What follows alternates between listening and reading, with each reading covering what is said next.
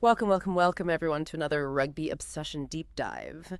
Today we're really getting stuck into the British and Irish Lions 2025 tour, unpacking some pretty interesting insights. We're looking at an article by Mick Cleary titled, "As Things Stand, the Lions when a flawed entity, they need to polish up their act." So our mission, as always, is to pull out the key nuggets, the surprising bits about the Lions' form, their prospects, cutting through the noise for you. And look, the main takeaway hits you straight away, this idea of a flawed entity that really needs to polish up their act. The piece mentions that performance against the Brumbies, calls it a curate's egg. Good in parts, maybe, but also, well, scratchy and a bit underwhelming. What does that initial take tell you? Yeah, it's telling, isn't it? I mean, the article really seems to suggest that just assembling stars, the best from England, Scotland, Ireland, Wales, it doesn't automatically create, a cohesive unit. That curate's egg thing isn't just a one-off bad day. It kind of highlights this huge challenge they have, gelling quickly, something people maybe underestimate. And it's especially sharp when you think about the off-field stuff. The commercial side is booming. Tickets sold out ages ago. You know that Sea of Red will be there in Australia. Huge contrast, massive passion off the field. Exactly. But the on-field bit, it's not quite there yet, is it? Not matching that hype. It really makes you think. Okay, before we dive deeper into all that, just a quick reminder, if you love rugby talk like this, make sure you subscribe to Rugby Obsession wherever you get your deep dives. Don't miss out. Right, so let's get into these flaws and frustrations the source talks about. It mentions some really blunt reviews from locals over there. Bang average. Ouch. And even not a patch on state of origin. Now, that's a comparison, given what origin means in Australia. Yeah. Yeah, comparing it to Rugby League's big showpiece, that's quite a statement. It really is. Do you think the article is maybe being a bit too harsh, or does it feel fair, given what we've seen? Look, I think it's trying to be constructively critical. It's pointing fingers, yeah, but at areas that genuinely seem to need work. And it connects those reviews to real problems on the pitch. The breakdown, for example, that's highlighted as a major issue.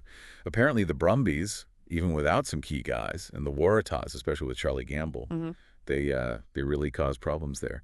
Made merry mischief is the phrase used. Merry mischief, I like that. That sounds like a serious headache for the Lions. Absolutely. The article stresses how urgent it is. They need players like Jack Morgan, maybe Vanderflyer or Tom Curry, to sort that out. Yeah. Because if they don't get on top of the breakdown, well, the source puts it bluntly, good night, Irene, game over, basically. Wow. Okay, so breakdown is critical. What else? The article mentions execution problems, things like drop balls, moves falling apart, and that specific example of James Lowe not grounding the ball against the Brumbies. A potential try just gone. Yeah, those little moments. And it links it back historically, doesn't it? Mentions Johnny Wilkinson's intercept in 01, Ronan O'Gara's clearance in 09, those tiny margins that decide massive games. Exactly. And that's the thing at this level, isn't it? Those small errors, they get magnified hugely. They're the difference between winning and losing a test series. And it seems, according to the source, there just hasn't been that big convincing performance yet. Nothing to stir the soul, as the article puts it, nothing to get the traveling fans really roaring with confidence. They're waiting for that big statement. Okay, so plenty of concerns raised, but let's flip it. Let's look at the glass half full side, because the article does mention positives too. It says when things did work, we saw some gorgeous tries, and Finn Russell, called the maestro, setting the tone. Yeah, absolutely. And there are definite strengths emerging. The tight scrum, for one, that's mentioned as a potential weapon, a source of stability, maybe even dominance, especially with Tag Furlong getting fitter, Ellis Genge looking good, and Dan Sheehan described as having all-consuming talent at hooker. His form is a real bright point. Okay, Sheehan's form is key. And then you've got Itoje and Joe McCarthy in the second row, seen as good enough.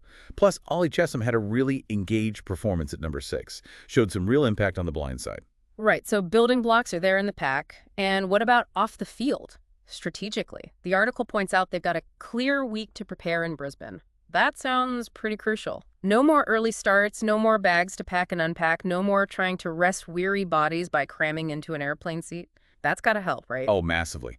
That logistical breathing space is huge. Time to recover, time to actually train properly, work on those combinations without the stress of constant travel, and linking that to the opposition. Joe Schmidt's Wallabies are called unproven, a beatable opponent. Okay, so there's an opportunity there. Definitely. But there's a but. The article cautions that the Wallabies might still have the knuckle on the Lions in key areas, like the breakdown there it is again, restarts, and under the high ball. It also touches on player specifics.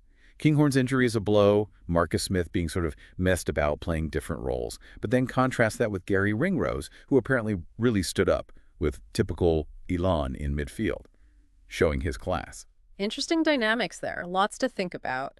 And hey, if you're finding this dive into the Lions tour useful, do us a favor and hit subscribe on Rugby Obsession. Join the community. So looking ahead now, what's the overall feeling heading towards the tests? The source really emphasizes the support factor, that huge goodwill for the Lions, the unfettered sea of red backing expected in Brisbane.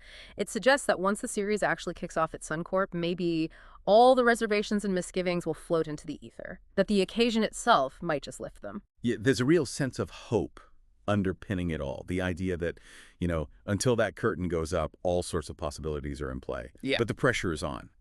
The article finishes by saying, now is the time for that statement performance, adding, quite simply, we can but hope. It really leaves you thinking, doesn't it? And maybe it leaves you, our listener, thinking too. What aspect of the Lions game or their prep do you think will be the absolute make or break factor for that first test?